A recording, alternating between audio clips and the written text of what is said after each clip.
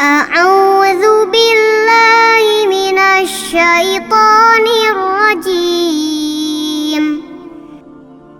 بسم الله الرحمن الرحيم.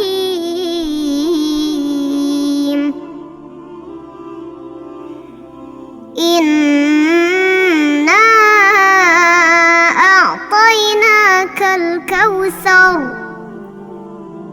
فصل لربك وانحر إن شانئك هو الأبتر.